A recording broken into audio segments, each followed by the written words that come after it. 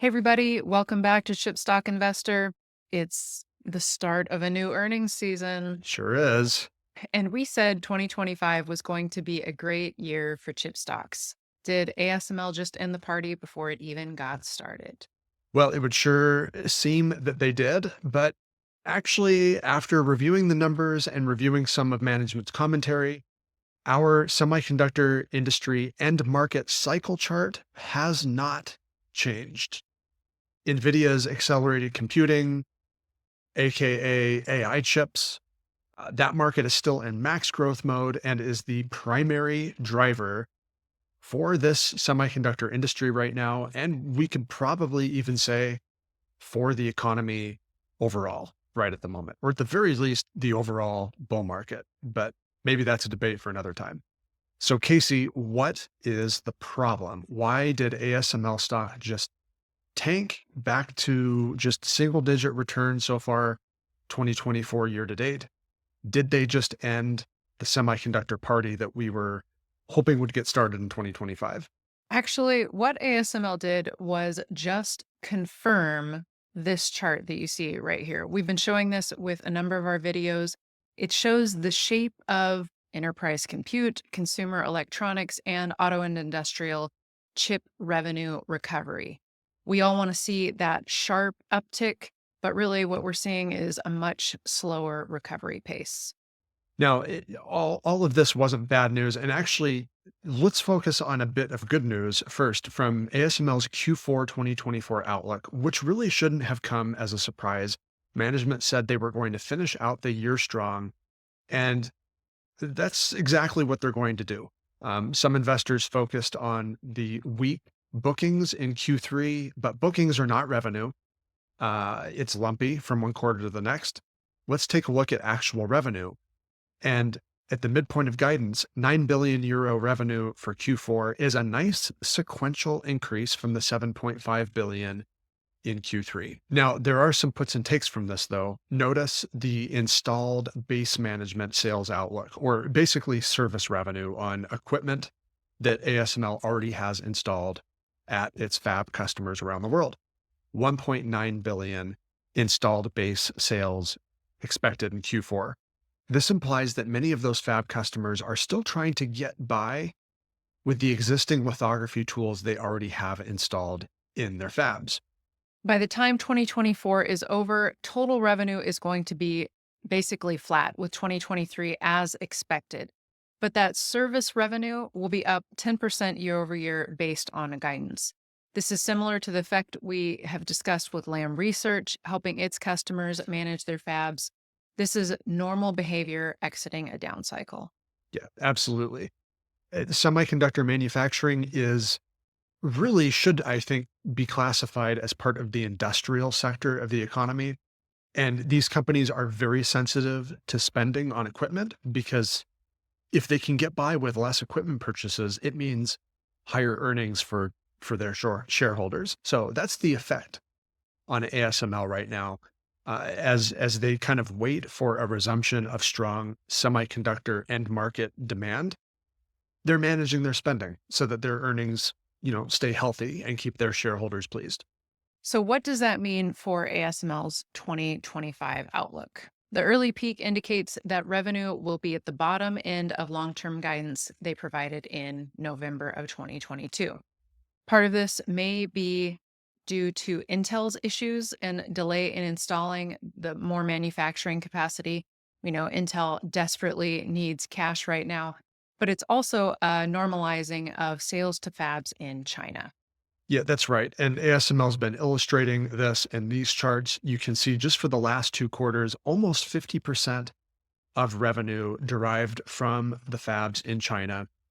We've been talking about this over on our Discord channel, access to that via Semiconductor Insider. China has been aggressively building out its more mature manufacturing process for things like supporting their electric vehicle industry. That spending is beginning to moderate, though. And as you saw in the quote from ASML's CFO, China's revenue will probably be moderating back to 20% of total sales in 2025.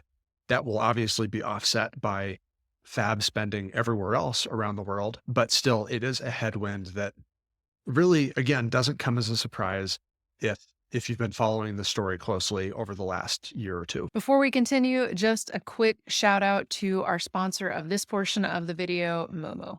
Mumu is currently running an offer for new users. It's very quick and easy to set up an account and get trading today. And if you're new to Mumu, you get 15 free stocks on Mumu. Not a bad deal. Nice interest rate on idle cash for the first 3 months as well at 8.1%. Check Mumu out. Link is in the description below. Get trading today. So, what does all this mean for 2025? It probably means we're still going to be having a really good year. It's simply that the market was getting a little optimistic for ASML's prospects before taking into account the whole story. What we have displayed here is the world semiconductor trade statistics outlook for 2025. Notice the expectation that we'll be approaching nearly $700 billion in end market chip sales. So that's a chip sale that is made to an actual user of the chip, not all the back end work that takes place, like, for instance, with ASML's lithography and their revenue, but actual end market chip sales. You might look at this and say, well, the growth rate is decreasing. It's decelerating a bit in 2025. Only expected 12.5% growth rate versus 16% in 2024. But remember, 2024 is the start of the rebound off of the bottom of the bear market in 2023. So of course, we're going to have a higher growth rate in the first year, in the first full year anyways, of a new bull market. It's just natural that the growth rate would moderate a bit headed into year two. So that's what we're looking at for 2025. I don't know that anyone should be complaining about 12.5% expected growth for the semiconductor market. Okay, let's sum up our key takeaways from ASML earnings. The first is that 2025 is still going to be a year of strong growth for the semiconductor industry. Fabs are definitely being more cautious with their spending and trying to get more done with the tools that they already have. And some fabs are delaying their projects, like Intel. But what's the real driving force behind this bull market? At this point, it is still very much NVIDIA and its accelerated computing systems.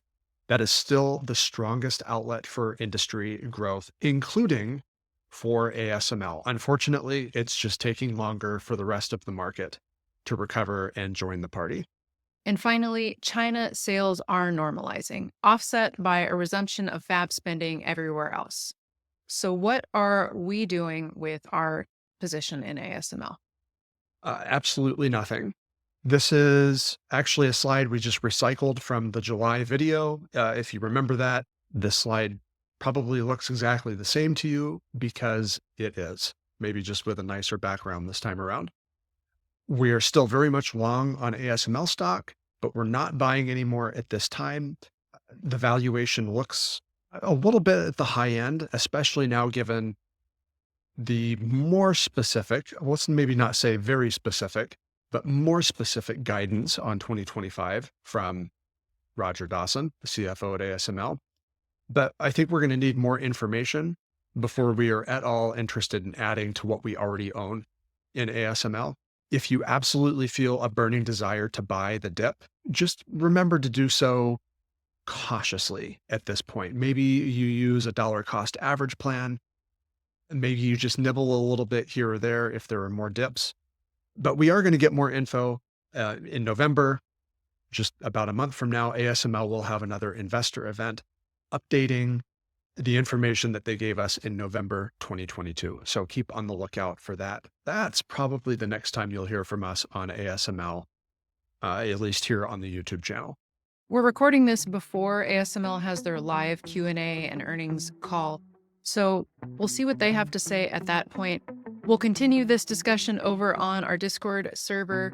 You can get access to that via our Semiconductor Insider membership. Just $5 a month gets you access to live events and all of our show notes. We've got much more earnings coverage coming your way. We'll see you all again very soon at Chipstock Investor.